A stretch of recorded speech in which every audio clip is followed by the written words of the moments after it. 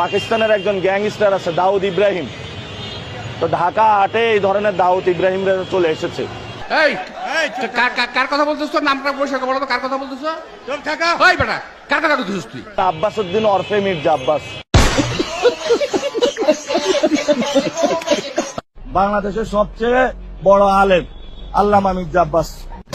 খালি উল্টো পাল্টার কথা কয়, মানে পায়ে পাড়া দিয়ে ঝগড়া করতে চায়। আমার বাসায় আপনারা এসে চা খাই যান, চা খান, নাস্তা খান, বিরিয়ানি খান, সব খাবো। জীবনে নিরাপত্তার হুমকিতে আছি। ও যে আগে বলে তুই কই আসিস, ঘরে আয়, তোর দেখে ছাড়বো, এখন বলে বিরিয়ানি খাওয়াবে, এটা বলে ডাকতে চায়। তো ইনশাল্লাহ জয়ী হয়ে বিরিয়ানি নিয়ে যাবো। এগুলো হলো প্রচ্ছন্ন হুমকি দিচ্ছে, ইনডিরেক্ট হুমকি দিচ্ছে। আমি বললাম যে সমস্ত কথা না বলে বাবা আমার বাসায় আসো, চা নাস্তা খাও, কথা বলি। উনি বললেন আমি নাকি সন্ত্রাসী কারে হুমকি দিয়েছি।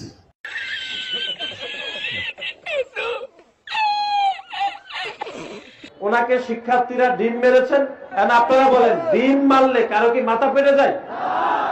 মিডিয়া তো উপরে থাকে, নিচে দিয়ে এমনি ঘুষি দিচ্ছে, ইট পাটকেল নিক্ষেপ করছে।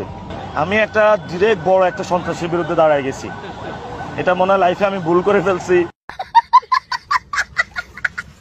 আর এখন নির্বাচন করছি, তারাও যার যার জায়গায় ভালো, কিন্তু কথাবার্তা বেশিমাল বলতেছে আর কি। বেশি বলে ফেলছি, তো আমি ওনাকে নিয়ে আর বলতে চাই না। উনি ওনার মতন কাজ করুক, তবে আমি চাঁদাবাজদের বিরুদ্ধে সোচ্চার থাকবো।